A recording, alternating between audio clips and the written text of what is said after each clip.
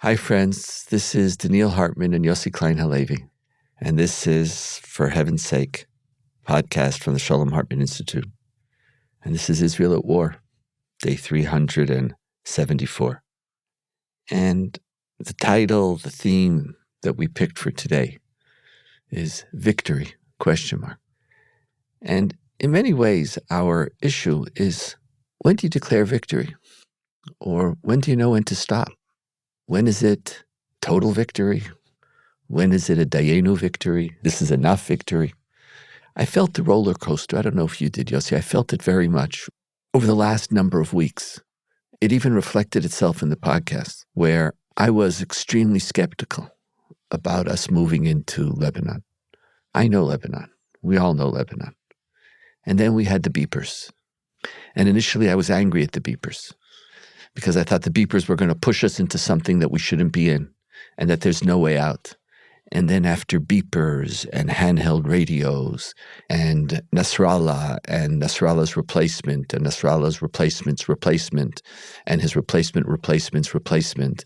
And after it turns out that there were 17 different people or so, let's use 18 because that's a Jewish number, 18 people who were the chief of staffs of Hezbollah. It's like we kept on assassinating different people who seemed to have the same positions, but it was, unless they were replacing them so quick. And like, it was just, there was this plethora of stuff. And I remember you said something that was really important for me, and it was good for me when you said that this was really valuable because it was a deterrence from despair. I think it was a term you used.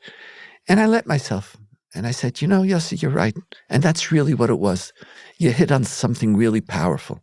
It wasn't a strategic, dramatic. There was something we deserved to have those few moments. And I said, so you know what? And I dared to believe. Because, the minute you put your despair aside, you begin to believe. And yes, and you start looking at the achievements of the army and what they've succeeded. It's remarkable what they've done. It's remarkable. And then things continue. And then you realize this is not a beeper war. It's not a beeper war. It's not going to be poof. And we wanted for a few moments to feel that it was. And this week has been a very bad week. Many of the things weren't even reported. We all know of the horrific casualties at the Golani Army base. And here, one of the co-producers of our podcast here in Israel, his best friend's son was killed. And then just that same day, the same David Dishon, who is our dear, dear friend who lost his grandson in Gaza, his son-in-law was severely injured in Lebanon. 20 other people were injured, but wasn't even reported. If there's no deaths, it's as if everything's okay. And now as we sit here on day 374, Haifa is attacked every day. Haifa is the new Kiryat Shmona. We were moving into Lebanon in order to enable people to go back into Kiryat Shmona. And now Haifa that's the new line. And Hezbollah, who we ostensibly destroyed all of their leadership, are working with complete and total command and control. Complete. This is not some little sergeant or some little somebody deciding when to fire where. Everything is coordinated. So something is going on. So there's a shift. Mm-hmm. I want to talk about that shift, hit me in the gut. It hit me in the gut, there. It's like, it's true. It's better to have loved and lost than never to have loved at all. But hope, when it comes to Lebanon, is very, very elusive and sometimes even dangerous. Just before we even get into the full, this story, I just told a whole story. Yeah. Did that story aggravate you? Do you share it? No, it didn't aggravate me because I think what you're evoking is the price that we're now paying for this string of extraordinary victories, and the blowback was inevitable. But it doesn't speak to me. You didn't tell me. It doesn't speak to me. It doesn't speak to you? No, it doesn't speak to me strategically. It speaks to me personally. It speaks to me humanly as an Israeli, but not on a strategic level. And before I say why I'm still hopeful on a strategic level, I should say that our generation, your and my generation, the generation that really in some ways came of age in Lebanon, the first Lebanon war, is permanently wary of imagining a new Middle East emerging from a war in Lebanon. We've been there. It was a disaster.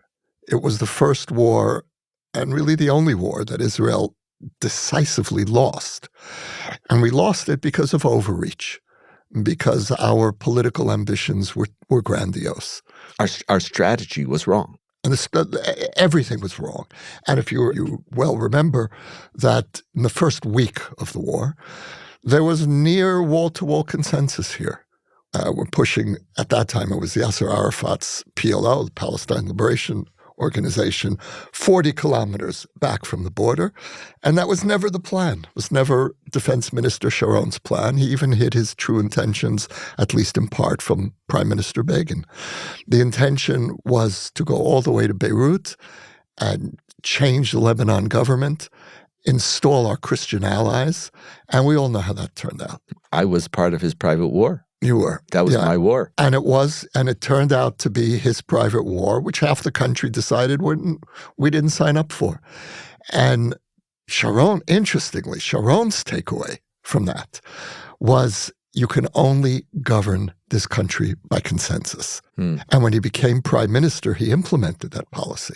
He became prime minister in 2002 at the height of the Second Intifada. Because his personality was the antithesis. Of consensus. But this was the elder Sharon. Interesting. I never connected. And when he became, what I remember is that he became prime minister at the height of the suicide bombings, the Second Intifada, and he didn't respond. And people were saying, what happened to Sharon? And he said enigmatically, restraint is also a sign of strength. He sounded like Shimon Peres. And he waited and waited until the Passover massacre. And the Passover massacre of 2003 was the moment when the entire country was saying, enough. And that's when he gave the order, now we're going to go after the suicide bombers. So that's the background that you and I bring to this conversation. Where I disagree is that we don't have to create a new Middle East. It's waiting, it's pleading to be born. It's the Abraham Accords. It's the Saudis who are desperate to throw off their caution and publicly throw their lot in with Israel. In order to do that, we need to reassure them that we're still Israel. And so here I think that the dynamic is the opposite of 1982.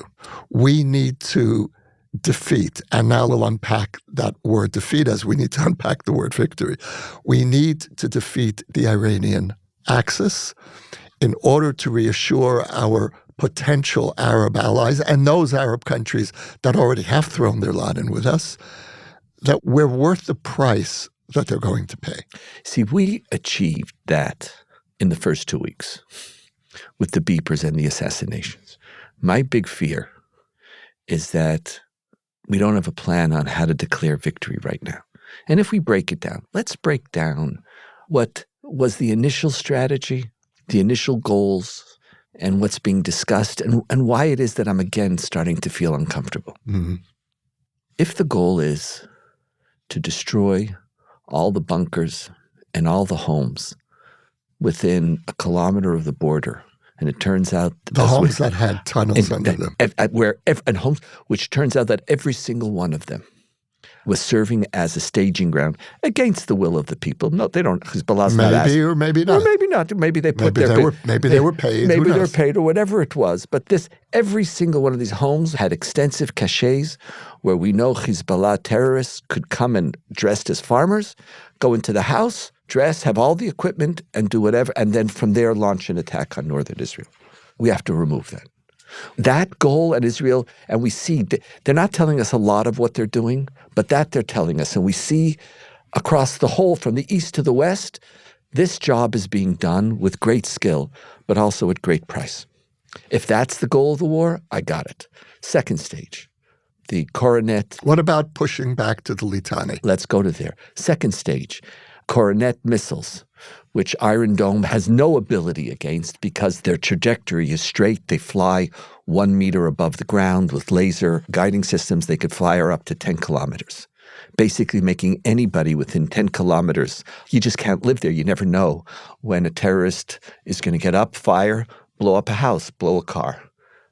Great. Clear out up to the Litani. Try. 20 kilometers roughly. 10 kilometers. Up to Litani. If that's the goal, not only is it a just war, it's our right to try to achieve that. And that really brings us back to the 40 kilometers consensus of the first week of the first Lebanon war. Of the first. Yeah. But so let's say we don't do 40 kilometers. Let's say 10 kilometers. Let's talk about UN Resolution 1701, which basically says that. It says there should be no armed military groups other than the Lebanese army south of the Litani. There's a UN resolution. It's not like Yossi, Donniel, people in the north. But the UN is, when soldiers from Fiji and Ireland are enforcing it, it means we see. Again, the newspapers begrudgingly admit it, but we see and we see bunkers literally a few meters away from UNIFIL. But positions. you know how it's reported again? There's always the word alleged. There's not a word that I hate more than alleged. Because, 1 second, the report, you see it. Like, what? They take them to the bunker. They put them downstairs. You see what's there. And you say, look, over there, you see that? That's a UNIFIL position. You see, so here it is. There's a bunker, there's a UNIFIL position, there's arms, there's everything. But you have to say alleged. So because there's no facts. So that could just drive you, even me as, even I get infuriated by there's at least something. So but you can't say anything. Everything has a political twist to it. If we just say that, I can understand. But one of the things we're seeing right now is we have no ability to stop Hamas, Hezbollah, from being able to fire missiles. Lebanon is not the 400 square kilometers, 40 kilometers by 10 kilometers of Gaza. It's huge. It's bigger than Israel. They have missiles spread all over the country. And even when we destroy 50%, the whole number percentage is so interesting to me because what does a percent mean? A percent is of what? As you know, in my past, I used to run marathons. So normally it's a circle. Why the past? What happened? You don't run marathons anymore? Yeah, I just had my 66th birthday, so I run half marathons now. Happy birthday, Donniel. Thank you. It's a little healthier for me. Half marathon. Half marathons are a little healthier. But the strangest marathon is the Tiberias Marathon because you run half and then you turn around and run back. This is they don't want to because it's easier to manage and whatever. It's very different than Manhattan or any other place that I ran. So you reach the half, you still have this, what does half mean? Mm-hmm. You have to run a marathon with a half point to understand what does half mean. So half of 150,000, what does half? They have an ability to hit consistently Haifa. But I'm worried now. They've gotten us into a war of attrition, Yossi. War of attrition, what are we going to do? So now we're going to say we're going to continue to bomb and we're going to continue to put troops until we stop your ability to hit Haifa. I'm afraid that's on the verge. In a moment we'll talk about Iran, the larger, but what are goals that could be achieved right now? Right, so I don't think you and I have a fundamental difference in terms of the need to establish clear and relatively limited goals. I think that pushing Hezbollah back across the Litani is huge. I don't think that's an insignificant goal at all. I think it's after our successes of the last weeks, it may be doable. I understand that we're moving very quickly. We're not far from that. Yeah, I just went to my secret sources. Well, my secret sources, my acupuncturist who I went to today.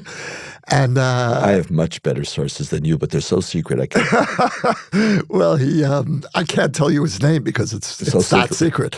But he looked exhausted. I said, he was doing acupuncture on all the officers in the army. I said, you don't sleep? He said, I just got back from Lebanon last night.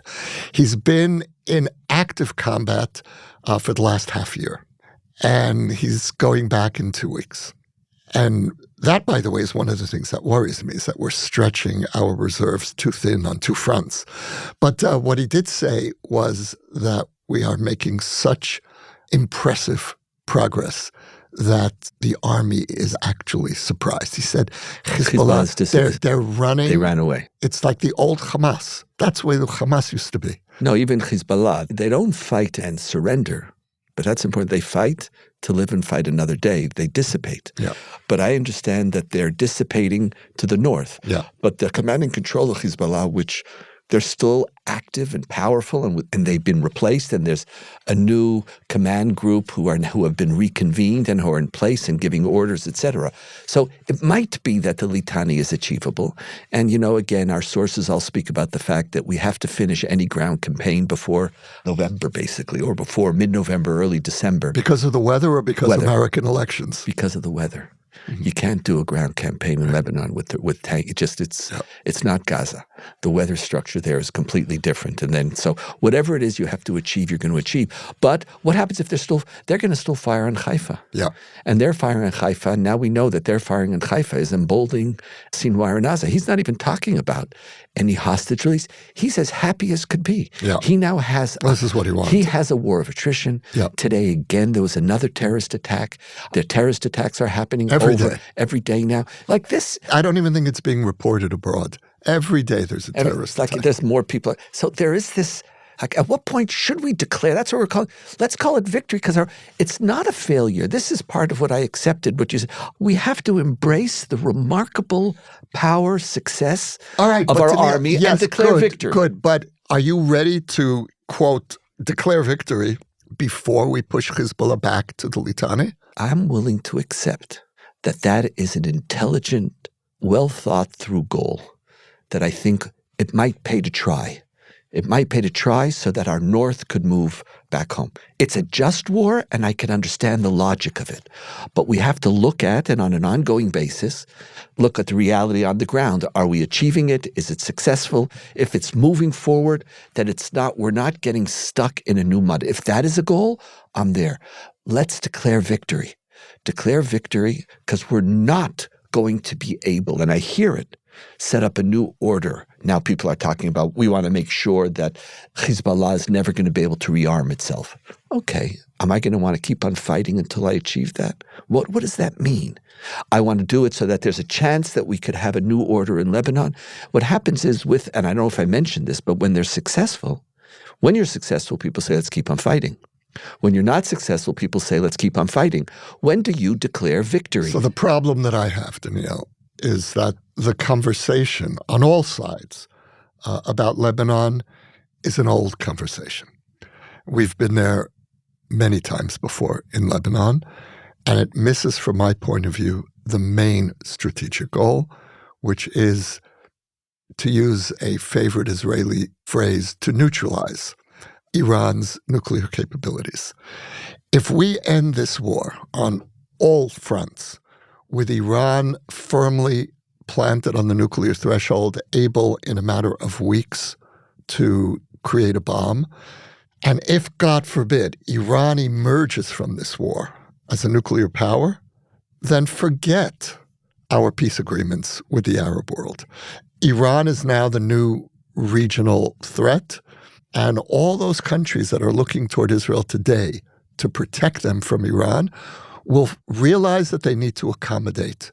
They need to make a deal with Iran. And we will lose our historic opportunity for a new Middle East. And that's one piece of it. But the truth is, for me, the primary consideration is this country exists in part to ensure that the Jewish people are never under existential threat again. If this regime has a nuclear weapon, we are under permanent existential threat. And I'm haunted by a clock. There's a clock in Palestine Square in Tehran, colloquially known as the Doomsday Clock. It's a big digital screen. And it's keeping track of how many days are left to January 1st, 2040. Which is when the Supreme Leader Khamenei said in 2015 that Israel will be destroyed. So he gave Israel 25 years, and that clock is keeping time. If Iran goes nuclear, that clock suddenly becomes more than just a metaphor. Yossi, I've changed over the years. On this, I have not changed. No, I've changed over the years after listening to you about this, because when you first started to talk about it, I couldn't relate. It's just, it didn't even emotionally relate to me at all. I didn't think about it. I didn't worry about it. I'm still not sure that the deal that Obama signed wasn't better, but I'll leave that aside. I'm not going to. We're not I'm not even going to argue because I don't even know I don't even have an opinion on it. I don't believe that it was by definition worse than stepping away from it. I'm just leaving it as an unknown. But over the years, and especially over the last number of years, as this access of Iranian proxies are attacking us, I agree with you. I understand that there's something much bigger going on here. But there's somewhere in the middle that you lose me. Did you say we can't stop this war until we neutralize Iran's capacity? No, we can't exit this war. We can't end this war. It's different than saying we can't stop the war. What I mean to say, okay. I'll explain what I mean. Fair enough. We can, if we push Hezbollah north of the Litani, Dayenu. And Iran is still there, Yossi. At that point, we go to Iran. We go to Iran? Absolutely. We go to the nuclear facilities. That is the great unfinished business of this war. And I'm ready to stop the fighting in Gaza. I'm ready when we push Hezbollah north of the Litani to stop the fighting in Lebanon in order to deal with the root of the problem and to stop going back and forth as we've been doing for 20 plus years between the two Iranian proxies. See, as I'm listening to it, and I appreciate the line that you're making. And you were very consistent about this in our conversations over the years. You're not one of those who says Iran is the problem, so therefore we could take on Iran and we can do this and we can. You're not someone who's at all drunk with power or delusional at all. That's not you. You actually said that because Iran's the problem, we have to make strategic choices. It determines when we go to war. It determines our settlement policies. It determines who our allies are. So when you're saying this, I'm not like, there are people who talk this way as if power is a first resort. Let's just go show the world. This is desperation. This is desperation. Not strutting. Exactly. It's not strutting. So I respect you for it. And I respect the subtlety of the two positions that you're holding. But here I have such a deep disagreement with you. And that disagreement has even been reinforced over this last year. Let me try to articulate it. And how does that work? Because I understand where it's coming from. You use the words, Israel was formed to ensure that the Jewish people. In part. In part, right. You're right. Good. Thank you. Let's be precise because I also appreciate that. And that was a deliberate qualification. That was for Donniel. I agree with you. I know that Zionism. That's not our main purpose. That Zionism has a spiritual, moral agenda. Absolutely. So I'm with you. But and the state exists not because of the Holocaust. It exists because of 2,000 years of Jewish longing. See, that's what makes, personally, if I could just comment, you don't need me to comment on you. That's what makes you interesting. Because you hold positions which so many other people hold without nuance. But thank you. It's like this either or, like you're holding this position, but you don't get, if I could use a Donnielism, you're not boxifiable. I've never heard that one. That's good. Count on me, you know. Like, especially when you make Aliyah at an early age, you're not proficient sufficiently in Hebrew or sufficiently in English. So your creative forces, you don't feel limited by language. You're not boxing, you're not. That's how Eliezer ben Yehuda recreated Hebrew. He was an immigrant. No, but I really appreciate that. But something that I've always believed, but now it's like I know it. Doesn't mean I'm going to know it next week because we already know I might change my mind. But at this moment, I existentially feel the issue of limits of power. And the limits of our military. And the limits of what we could achieve is not just, something that we have to talk about, take into account. It's not a factor that we have to take into account. The limits of what we could achieve have to guide our aspirations. This is not messianic, and you're not a messianist. I'm not praying. I could pray for anything. And you could pray because then you say, God, first of all, God's not going to do it anyway. So God is both a combination of the infinitely powerful who can do anything, and at the end, someone who doesn't end up doing anything. So you pray for whatever, here my own heresy comes. We should have an episode on theology. On theology, but let's, so pray for what you want to pray. It just doesn't matter. There doesn't have to be limits to what you pray for. So fair enough. But when you want to send our troops in, what you're sending them in for, both the sacrifice that it's going to require and deep down in the definition, and I know you're very ambivalent about using moral discourse and when you use it, but war is legitimate killing. It's when you're allowed to kill, in which killing is not murder, because you're killing in self-defense. And there's a direct correlation between the life that you take and the self-defense and the efficacy of your actions. So are you saying that an attack on Iran would be prolonging the war in a way that's not justified? I'm saying two things. I'm saying if we can succeed, the fact that we have an existential need, the fact that you define that Israel was formed in part to ensure that the Jewish people never face an existential threat again, that's a prayer. If you want to talk prayer, I'm okay. But you're now talking about military policy. If you're talking about political goals, I'm there too. I'm with you. If you're talking about, listen, part of the job of a military, and Tal Becker gave me this line, and I found it very helpful to me when he said, the job of the military is never to achieve total victory. That's very rare. That's operations. The job of a military, when you go to war in a war of self-defense, is to ensure that your enemy cannot dictate policy anymore.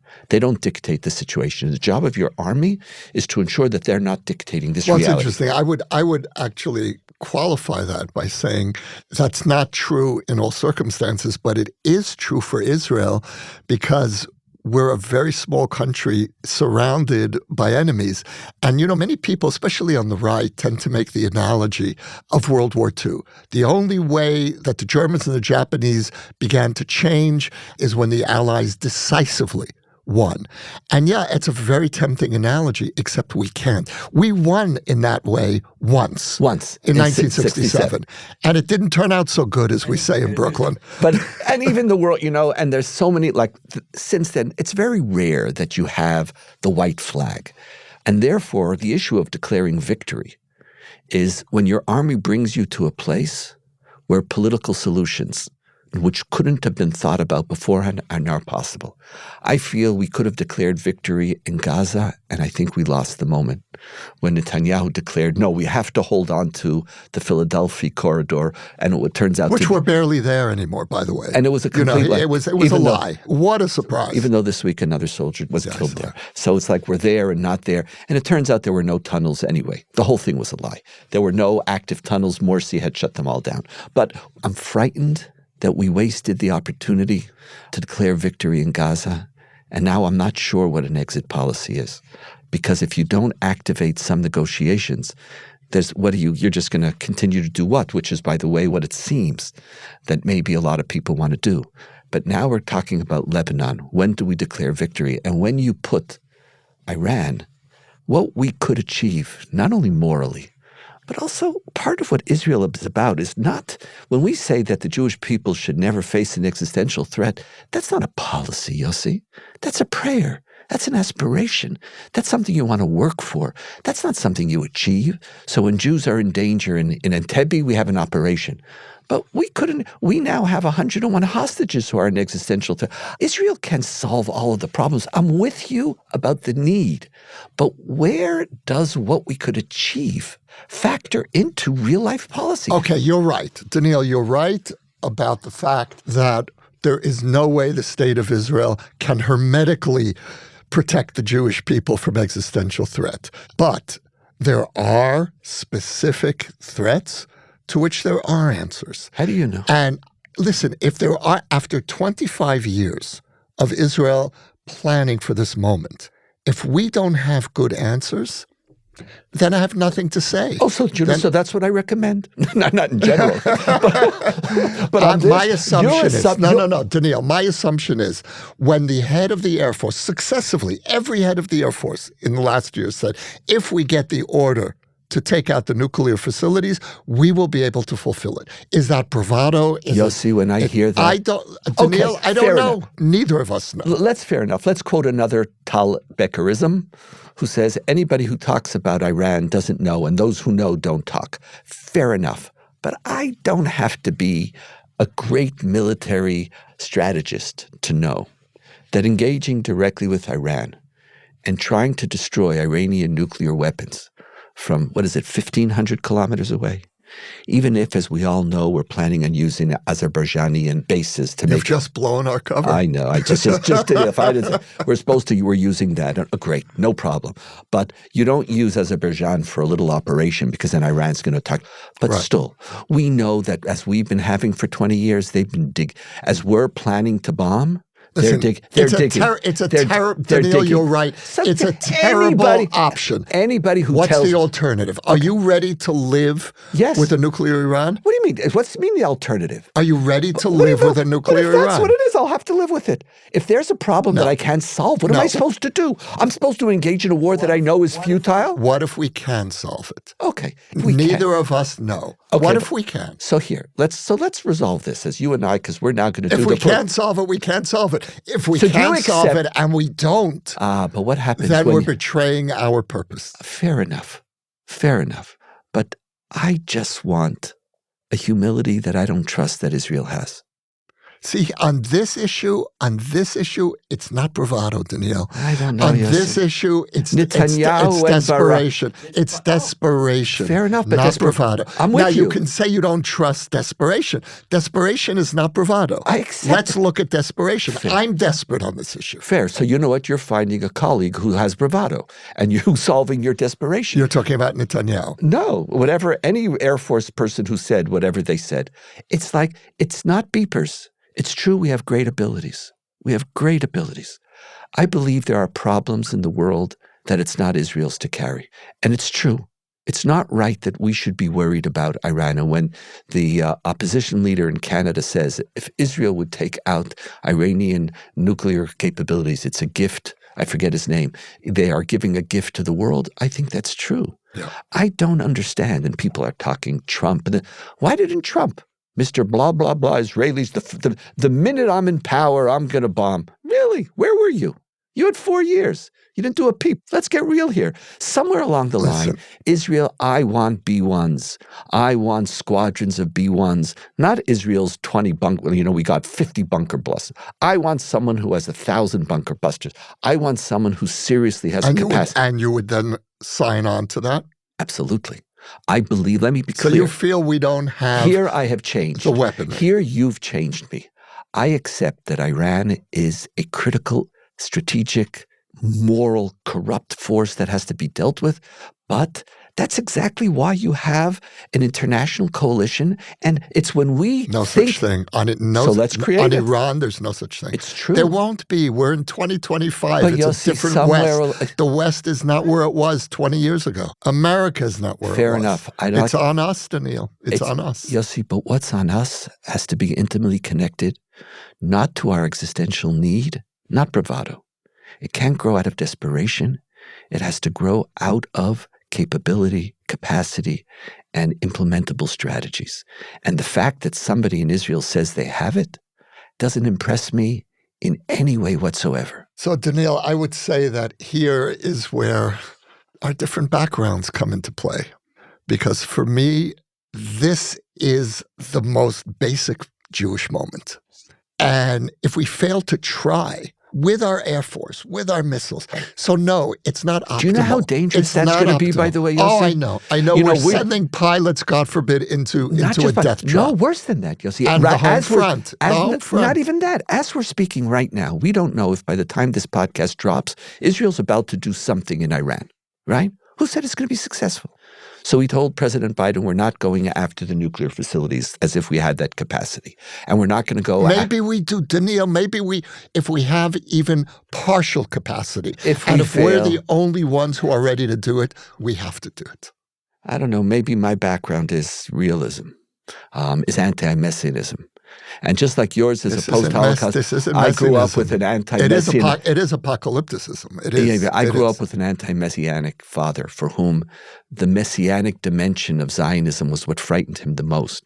And the covenantal moment was embracing reality. Just like you were embracing modernity, you embrace reality. I think that we need to embrace reality, and whatever that means. I don't get to determine reality. The Jewish people have faced impossible realities. I wish you're right. If we have the ability, I would rather that instead of spending 20 years trying to build a capacity that I know we don't have, we seriously ask ourselves, what does it mean politically for us to build coalitions and to work together with the United States and others and Saudi Arabia, build that Sunni coalition so that we could create something that's possible. Right now, we can't even fly because of the war. We're not even allowed to fly over Saudi Arabia right now. So what is it that we work for? You're right. And that's a long-term goal.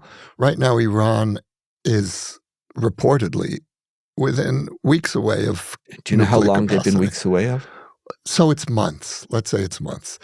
No, it's weeks. It's a day. They have it. All right. Assume so they already this- have the capacity. So this is, for me, I appreciate a that. seminal moment. This I would say it appreciate it. even more strongly.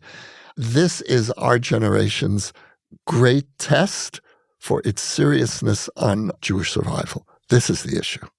Or maybe we're at a moment when there's a wake-up call of reality.